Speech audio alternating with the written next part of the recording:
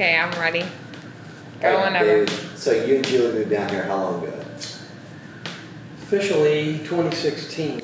We were down here a little bit before that, purchasing land and trying to move down here, but officially we got down here in 2016. All right, what about Edmond versus everywhere else in the Oklahoma City metro area brought you here? It's a great question because our kids were at a point where they were going to be leaving home, and so we were looking for a lifestyle change. And I had been teaching urban planning for a long time, and I actually... When you say urban planning, what do you mean by urban planning? That means a lot of things to a lot of different people. I'm not even sure I understand exactly what that means. Well, it is all-encompassing. Okay. From a real estate perspective, it's different than a planning perspective, which is different from an engineering perspective. Okay. So there's lots of different ways of looking at the urban fabric. I would tend to say that I think about the urban fabric more generally than I do anything specifically from it. But I just knew that I wanted to live in an urban place where I had amenities close to me within walking or biking distance. So that's what we were looking for. And we kind of set out and we went to Oklahoma City and we went to Sosa, we went to the Arts District, we went to Bricktown, we looked at everything, and in the end we decided, no, we're going to stay in Edmond. Why did you decide that? Because obviously at that time, those were much more mature districts than what we've got right here in Edmond. Yeah. So I had hung around with Urban Land Institute people, right. And they're all very active down there in Oklahoma City in those venues. And they would always tell me, Matthew, they would say, oh, we really need to get a grocery store, we really need to get a post office, right. We really need to get this or that. And I told Julie, I said, you know what? Edmond has all that. And oh, by the way, it's got great architecture, and there's not a lot of the stumbling blocks and the roadblocks that you're going to find in other places to build the good urban fabric. They already had streetscape here. It was a little mature, but they had it. They had been through that pain already. So there was a lot of things that appealed to us about this market. And I'll just tell you this, and I said at the time, I said, those markets are a little bit edgy for us right now. You know, we had just coming off having small kids and they were graduating, and I just didn't know if I was ready to face some of the issues that you deal with in everyday life in downtown Oklahoma City. And I felt like those could be alleviated in building our future and our life in downtown Edmond. You know, I think you and I probably met in the beginning of 2018, somewhere in that. Right. Remember where we met? Yes, I do. I was driving down the road, I actually saw you and I waved you down. Hey, David, I haven't seen you in a long time. Yeah, it was near Stevenson Park. Yeah, I remember that, yeah. Yeah. That's cool. Right. And so at that time I was living in the apartments over here because I was between houses. I'd sold my house in West Edmond and hadn't moved into our house at the Prairie development, obviously, that we did. And so for 4 months I was technically homeless, or without a home is more accurate, moved in these apartments over there by UCO. Yeah.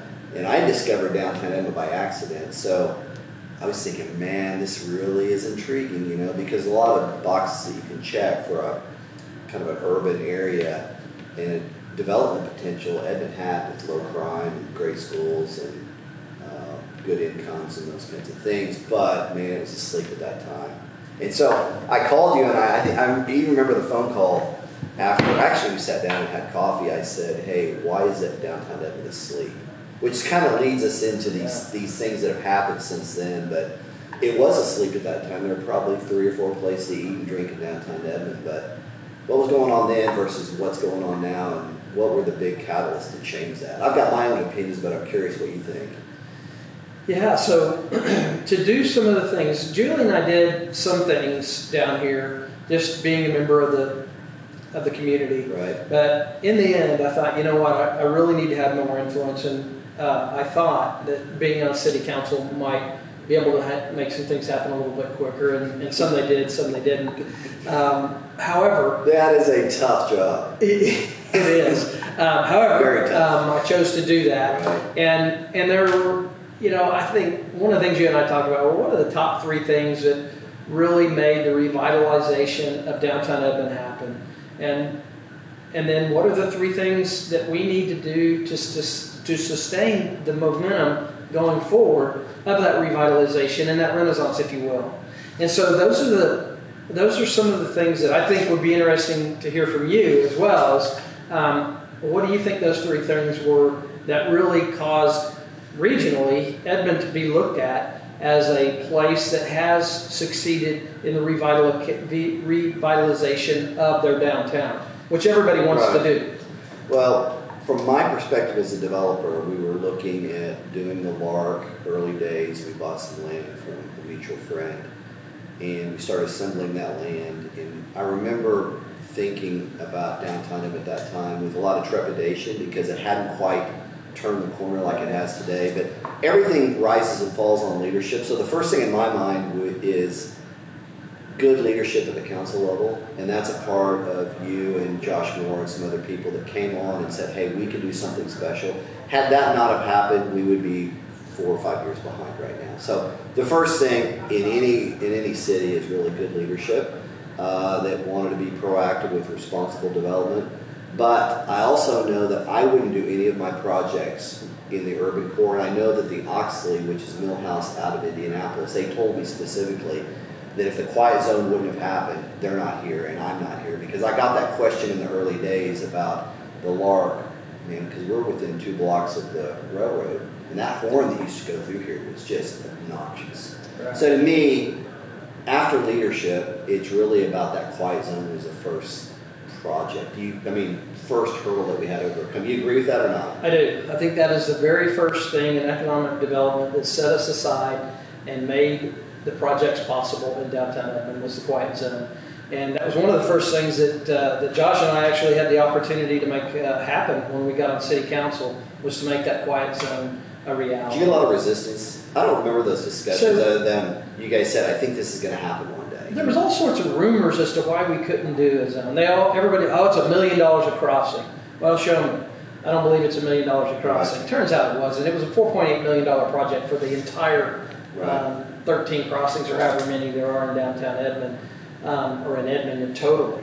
And so that was probably one of the best return on investments that we've ever gotten of anything I ever voted on city council, was that quiet zone. Very, very tickled and happy that it happened. And I agree with you that was probably the first thing that helped us.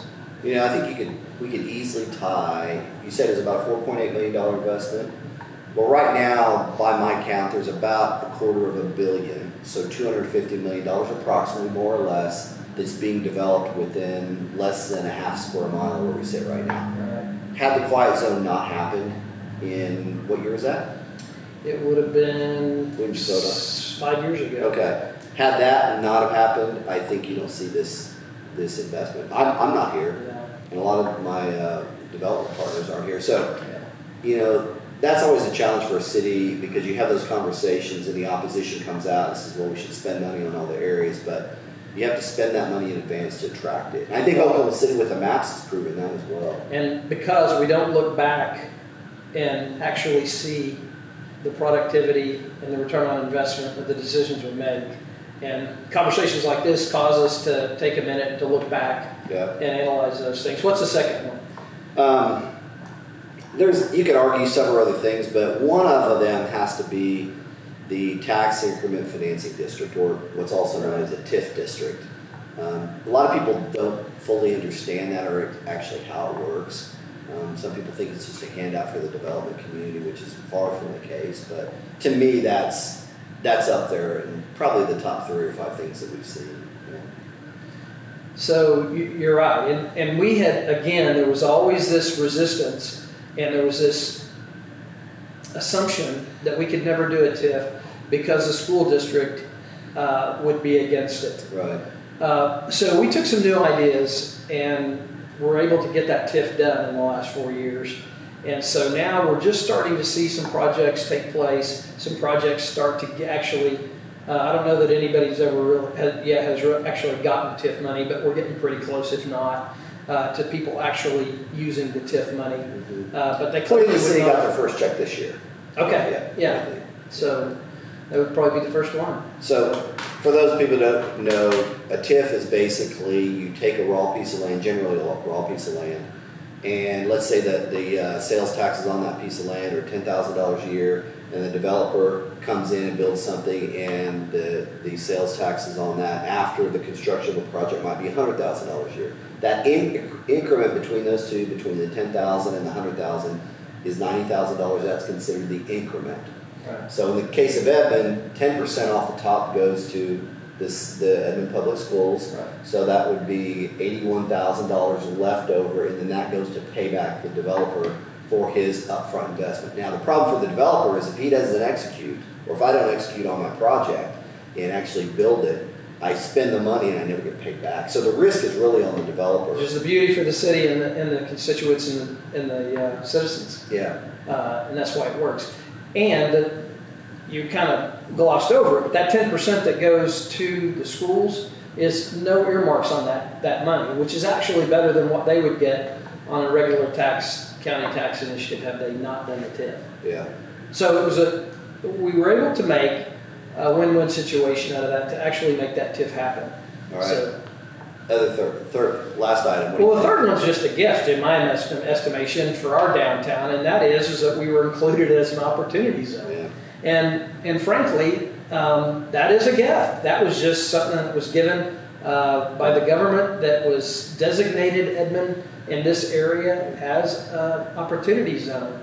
And so I'll let you kind of give your take. Yeah, basically what the opportunity zone is, and we've used that in several of our developments. It came out in the Trump tax plan, I believe, in 2017 or 2018. And it basically means that if somebody has a capital gain, a short or long-term capital gain that's triggered from another investment, maybe a piece of land they sold, it could be a business they sold or a stock or whatever, and a capital gain is triggered, then they can roll that capital gain into the opportunity zone, and they defer their taxes until the tax year 2026. So in April of 2027, they would pay that tax at that time.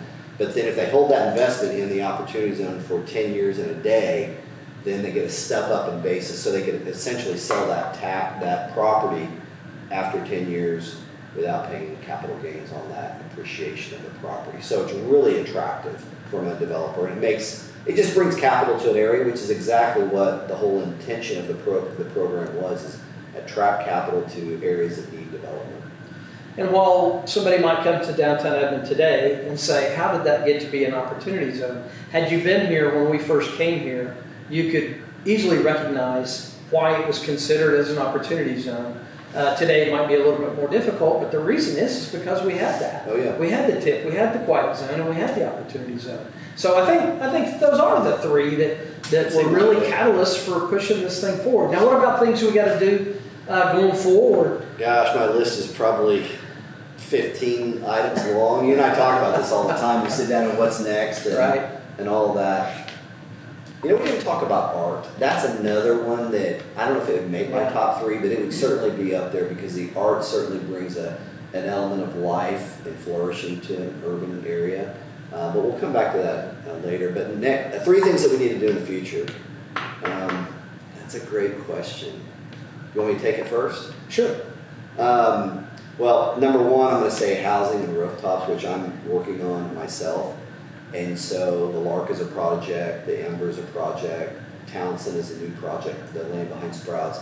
But if you don't have people in an area in density where people are moving around and creating walkable environment, you just miss out on so much of that urban fabric as you referred to. So rooftops have got to be at the top of my list, and we're getting ready to add a lot of them that are going to be delivered in the next 6 to 12 months downtown. When I was campaigning, I was telling people that there would be 400 units be started before I left office 4 years later. And I think that number's about 600 that have been permitted and actually started. And so I think you're exactly right. What rooftops does for you is it makes the idea of amenities and the success factor of the retail and things in your downtown successful for a couple reasons. Number one, just people, just the activity and the sales for those people. But secondly, it reduces the amount of parking significantly because those people in their residential have their own parking. Once Julie and I park in the evening, we're done. We walk to eat. We walk to do everything that we do in the evening. We don't get back in the car. It's not like we come and take a parking spot down here. We've got a parking spot in our house. So that's going to be really cool whenever we start to see the impact of that on the amenities package and of the retailer success down here once that happens. So I agree with you on the first one. That's an interesting point, because when I drive from my house out at the Prairie, was it Saturday night? We had herd on herd, and the cars that are parked, the people that live down here, they didn't drive. I got in my car and I got on the roads. I created traffic. I spent money on gas and oil, right? Pardon me? You didn't, because you have an electric car. Well, that's true on my Tesla, but normally for most people, right, we're using certainly use the roads, right? So we put wear and tear on the roads. We spend money on electricity for transportation, but for the people who live down here, we walk, right? So you use human power, right? So, but when we're all concerned about adding density and adding housing, one of the questions always comes up about, well, you're going to add traffic. Absolutely not. The people that live at the Lark all walked. Yeah, good urban design absolutely reduces traffic. Yeah, even with higher densities. So the next one I would say, Matthew, that I thought that I could get accomplished when I was on city council, turns out to be harder, and we had a pandemic to fight. But it is streetscape. This streetscape, we're fairly fortunate that we have it, and that's one of the reasons I came down here.